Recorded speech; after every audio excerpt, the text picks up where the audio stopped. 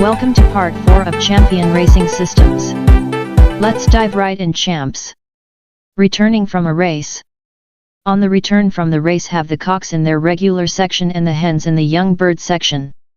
When the cocks come home, they will fly to their nest box and they will see the hens. Let them have a few minutes of victory before placing them back into their section. When the hens come home, place them in their section. There is a problem if you have to work or be absent when the birds arrive from the race. If this is the case, unfortunately the birds will be together for some time, unless you only flew one sex. If you cannot be home when the birds return from the race, I suggest only shipping one sex. If the birds are allowed to be together upon the return and to copulate, you are not flying a strict celibate system. But, if you do allow for it, and separate them as soon as is possible for you and yet you are still having great results, then go with it. Preparing before the race. The race starts days before clock-in. What does preparing before the race mean? Preparing before the race means preparing your birds for the type of race they will compete in. This video does not cover setting up or different psychological tricks you can play to motivate birds. This video covers how to physically prepare your birds for the race they are going to compete in. It covers how much you should train your birds, how much you should rest your birds and how much you should feed your birds. Preparing for sprints. Sprints are generally races between 50 to 150 miles. A sprint race in good weather with good wind will not stress out a racing pigeon that is in good physical condition. They will be able to compete in the race, make good time and be ready to compete the next week. If you are making short tosses during midweek, continue to do so even if you plan on shipping to a sprint race on that weekend. Feed the birds as you normally do. If you feed in the evening, you may want to change to a morning feeding on the day of shipping. The birds will be ready. A sprint race is often just another training toss compared to the long difficult races yet to come in the season. Preparing for middle distance. Middle distance is generally any race between 200 to 400 miles. A good weather and wind middle distance race can be flown with the birds bouncing back and racing another middle distance race the following weekend. Sometimes, in very difficult weather or conditions, a middle distance race can be just as tough or long as a 500-mile race. This is probably the most difficult distance to prepare. There is a fine edge on the nutrition necessary versus lack of loading that may be required. On a good weather, good wind race, you can feed the birds as you normally do the day of shipping. If you feed in the evening, continue to do so. If time allows, you may want to move feeding up a couple of hours. If that is not possible, it won't be a detriment. You should ensure the birds get a good drink before shipping. I am not a fan of force watering birds, as I feel there is a danger whenever you attempt for force water via a syringe or other method. The best method is to remove the water pans an hour after feeding the night before shipping night. Feed again in the morning and put the water pans back for a half hour. Remove the pans again. When given their meal the day of shipping, put the pans back after feeding. The birds should take good long drinks prior to shipping. Most racing trucks trailers do have water systems for the birds, but there is no guarantee that your birds will on the right side of the shipping crate or will take it upon themselves to drink. If it looks as though it is going to be a hard race with rough weather, prepare the birds as though it was going to be a long distance race. Note for hot weather: if you are in a hot weather climate, do not remove the water pans at all. Ensure water is in front of the birds all day as they will need to hydrate throughout the day in the loft. Preparing for long distance. Long distance races are considered between 400 to 600 plus miles. Most clubs consider them 2-day races. Race winners will generally on a good race clock by the end of the first day. Long distance races are different because the birds need to be nutritionally prepared much differently. There are two philosophies regarding preparing for long distance races. One is to carbohydrate load the pigeons. The other is to include fats and oil-rich foods as well. A good rule is to consider the race by the distance. The longer the distance, the earlier in the week you need to start preparing the birds.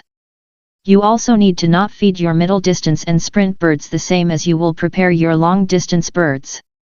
This will require selecting your pigeons in advance and separating them when you feed.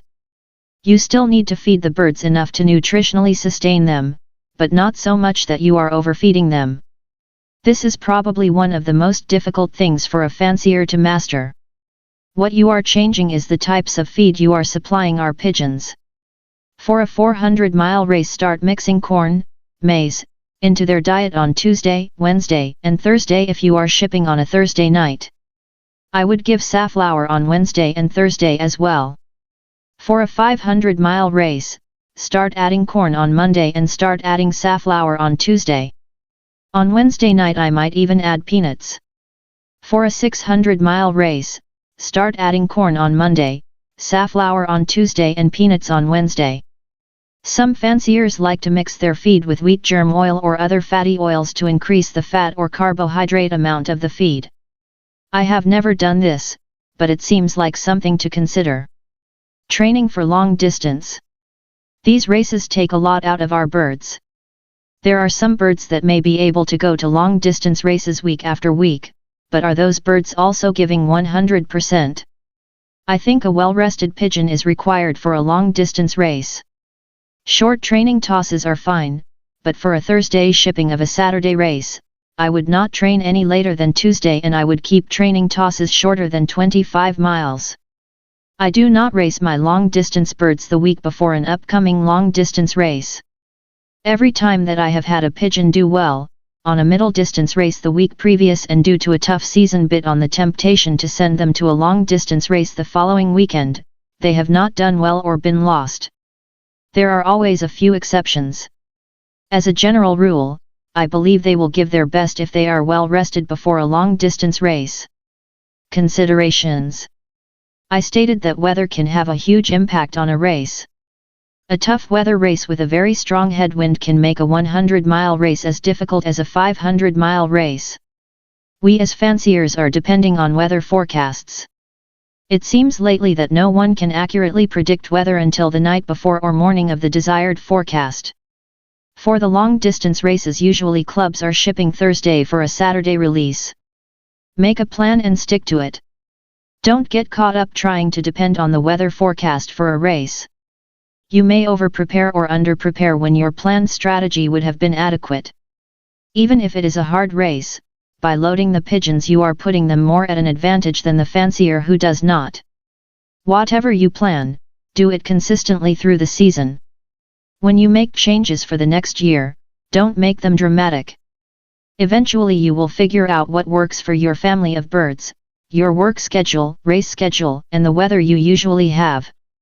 Other products. The market is full of products to help you prepare for long distance. I am not an authority and will not even attempt to cover some of those other products.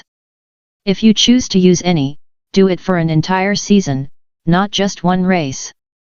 That way you can make a season-to-season comparison. You may find something that works. You may find that something had no effect whatsoever. Regardless of what a product promises to do, it cannot outperform well-trained and conditioned birds that are prepared for the distance. Conclusion. Preparing for a race is an art, just like breeding. It takes time to master. Regardless of the most thought-out plan, conditions not within your control can contradict your efforts. Have a plan, be consistent and you will make headway. There will always be tough races.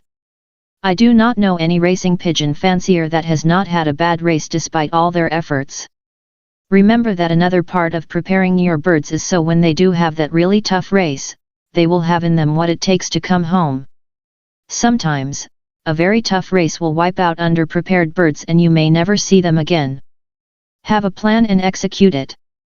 And that's it for part 4 of Champion Racing Systems.